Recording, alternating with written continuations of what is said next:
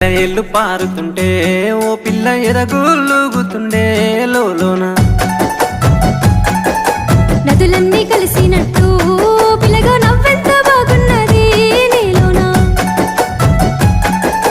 గాజుల సప్పులు గలుగల్లు మోగంగా గజ్జెల పట్టీలు గంటేసి ఆడంగా వరిగడ్డి మోపు ఎత్తి